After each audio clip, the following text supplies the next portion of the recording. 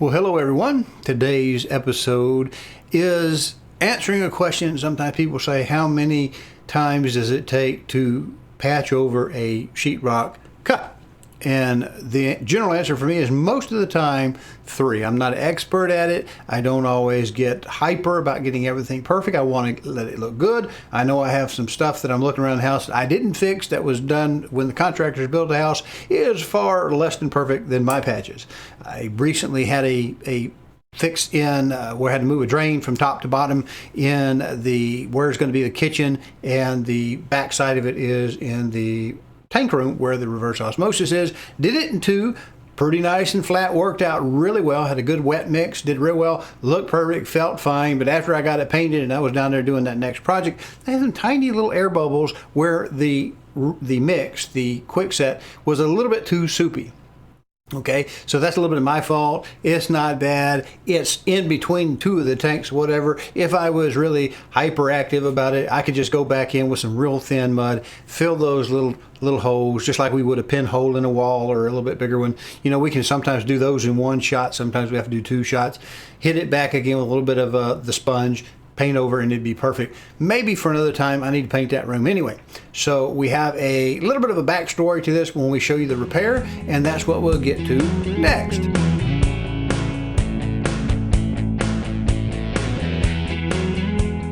Well, now that I got the intros done, let me tell you what happened. We had some connector failure of some sort in where the refrigerator will go in the upstairs kitchen. Now, I don't know why it chose itself to leak, but most houses, I think, have a bigger risk of damage due to water damage than they actually do termites, at least in our area. Water will eat your house and ruin it.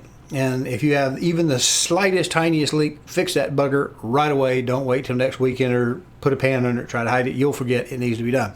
In this case, the refrigerator box that goes into the wall had been installed. It had its pipe connected. It was air pressure tested. It had water on it for probably close to a year, and it went through the great 5 degrees below zero December freeze of last year. And I thought, surely if anything failed in that process, it will be in that portion of the house, and it wasn't. Where the little stub up, the little male threaded stub up comes out of the refrigerator box is, of course, hidden behind sheetrock. And we have a connector like this, something like this in there. Actually, it's more like this one on this end. Now, I don't know if I can hold this up to the camera, but there's 2 distinct differences between these 2 types of connectors. And if I hold it up there just right, do you see that little bit of black in there? Well, that's a rubber washer.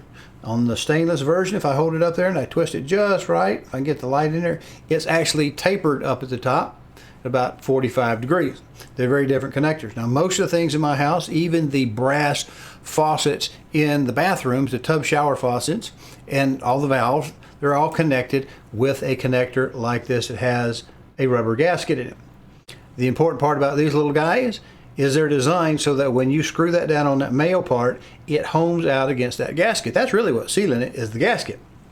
Now, sometimes the male parts that you're screwing into, the metal male part screwing into it, because they could also be plastic or copper or something else. Sometimes these little guys are a little fat, or perhaps the plastic is a little thin, and sometimes they don't want to always home out. So you don't have to, because they're designed to seal against that little washer. But sometimes, most of the time, I'll go ahead and put some Teflon tape or pipe dope on the threads just to make sure, and I'll tighten that bugger down tight. And sometimes, you know, when you get tight, how tight is tight? Well, sometimes you feel like it's tight enough that if it were any tighter, it might fracture and split somewhere down the road. Didn't happen in this case. I have no idea why it went a full year, but before I got the cabinets in and the refrigerator put in there, because I had some paying for it as a go type thing, it just started leaking. Why? I have no flipping idea, but she started leaking. So I had to open up the wall to fix it. And I did try the next time. We just have to cut the pipe out, because you see the refrigerator box, it doesn't twist. The one I have, it does not twist around. I don't get to adjust it like a union would, where I can twist both of them. So it's fixed, and then I have to put the female part on and get it as tight as I think it's going to get, solvent the pipe together, wait for the time to dry, which isn't that long, about an hour, I think, at room temperature, and then we put the water on it, see if she leaks. And doggone it, The next one leaked. I fiddled with this thing for about 4 hours trying to get some kind of a connection for whatever reason, and I started to suspect after having multiple female adapters that the brass, the coppery brass type of male part up top must not be perfectly round or something of that nature, because we ended up with 2 of these. I'm admitting, fail. I couldn't get them. The second one, it just a tiny little bit. If I waited long enough, wait hours overnight, sure enough, there'd be one little drop. And if you get one little drop in your wall, you need to have no drop in your wall. And this a tiny leak is not good. A tiny leak is as bad as a big leak. So I went to one of these stainless jobs because I can put the mojo on that puppy. And I think I put one on at 3 wraps, another one on at 5 wraps. Both of those suckers leaked. And when I put the next one of those on, now I'm just admitting as a non-professional plumber. I don't give up till I get it right, I think. But that second one, I got on there about as tight as I could possibly get it with some pipe dope on it, or Teflon seal if you like, and got her fixed. And plumbing is probably one of my least favorite household chores to do, right along with pulling wire. That's one of my least favorite things to do. Putting tile down, that's probably one of my least favorite things to do around the house. Painting is one of my least favorite things to do around the house. You have to keep up with the house, or you got to pay a contractor to do it.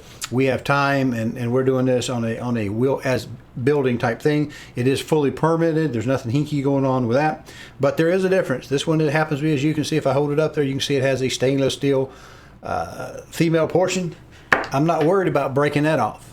This one being a little plastic, if it had a fit, I have them all over the house, on water heaters, on faucets, on valves.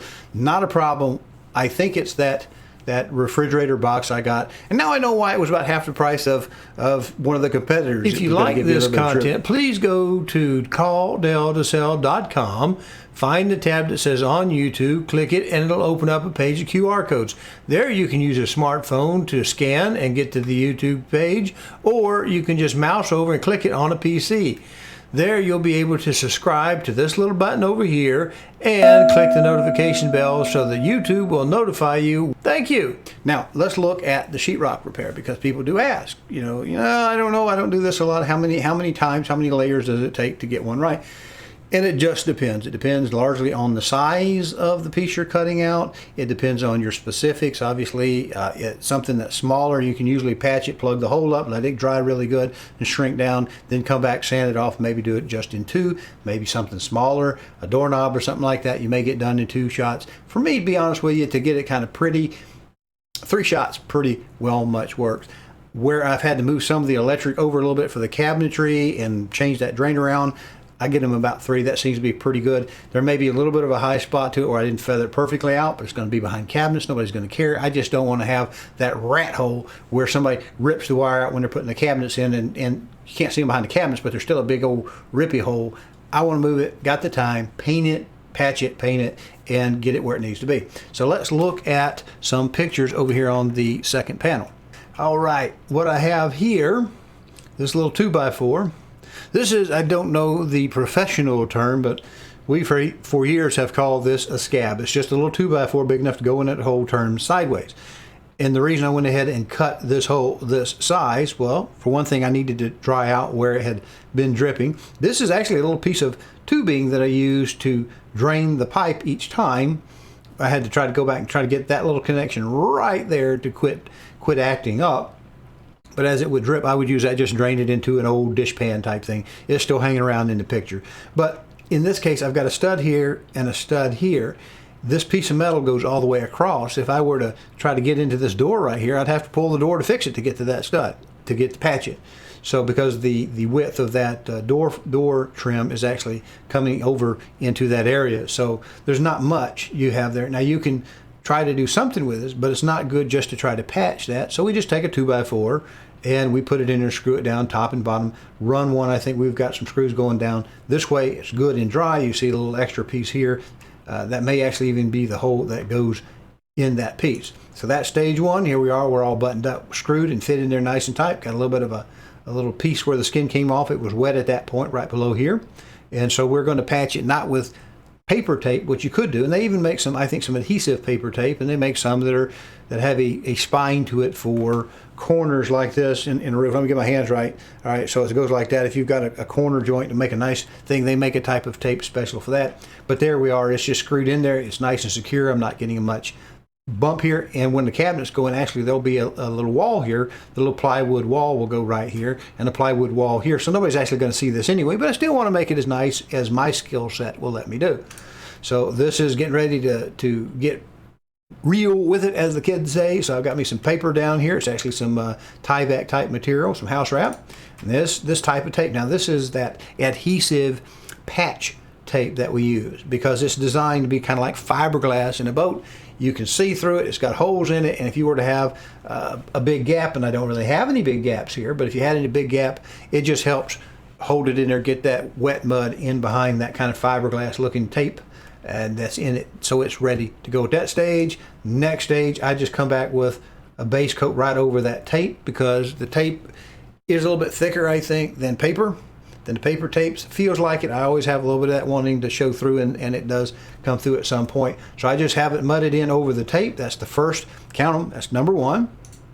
Here's number two. I'm trying to get it pretty close to perfect. I'm pretty sharp on this side where this line is. It's not feathered very well that way. It's feathered pretty good that way. It's a little shy on the top. Do you see that little bit of line? So it's a little bit small. The second round, which really should be a little bit bigger, it should be coming out here in a much bigger space, may have been able to finish it with two. So we sand that down, and yep, well, it's not quite perfect yet, because I can feel it. I'm a little sharp here, a little bit sharp here. I'm going to make it just a little bit wider. Come back with, what does this make it? Is that the third or the fourth round here? And we're cutting over the top pretty good. This is only because it was a little sharp of a fall on the feathering of that edge. There we go. We've got it all painted right there. Feels pretty good, looks pretty good. And of course, there we are, ready for our cabinets. So, honestly, the type of things that's going to affect you when you try to figure out, can I get it done in 3? Am I good enough? Can I sneak by with 2? Will I take 4? That's all going to be on you, depending on certain things. Like in this case, I didn't take that feather out wide enough on that second batch, that second feather. I didn't get it quite far enough out, or maybe that was the third. And even when I got it where I wanted it, the top was just a little bit falling off a little too sharp, and I just took it up just a little bit more. Could have stopped. Refrigerator's going to hide it. Nobody would know. If I didn't do a video on it, nobody would know, but I would know, and so I fixed that. And again, I think I mentioned when I changed the 2 drain entries for the sink and for the RO system, opened that wall, did that one in 2, looked good, felt good, but you know, my old 62-year-old eyes aren't all that perfect. When I got her painted, didn't even see anything there, but when you get really close, when I was hanging that little shelf, that little drain thing, I noticed I got some pinholes in it. Could fix that if we needed to. Whole room needs to be painted. I think I'll put that one off till the room gets painted. I hope this helps some. I hope these things never give you trouble, and it kind of depends on the connector itself. Have had great luck with these with the little rubber washers in there, because as long as you can get it, the thread in there and home out, they're golden. But that refrigerator box, that little box where we take off of the ice maker, for whatever reason, it just felt like it was a little fat. In fact, this one, if I spin this plastic one around, it's not perfectly smooth. It's a little bit wiggledy on one side of that. Now, that's not the one I use. It's a brand new one.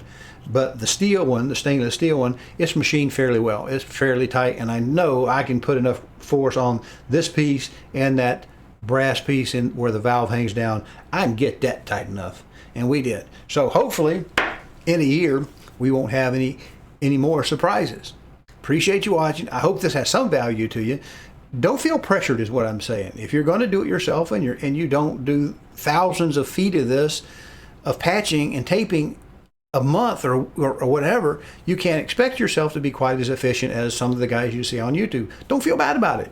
Do it till you get it right. And if you have to keep going back, keep going back. Who's going to know if it took you 6 times to fix it the way you want it? Honestly. Okay, maybe don't set somebody else's unrealistic standard up for yours. The idea is to get it pretty good. And I at least meet or exceed the original construction standards on my sheetrock at my house. Appreciate you watching. We'll see you on the next show, whatever we do. Thank you.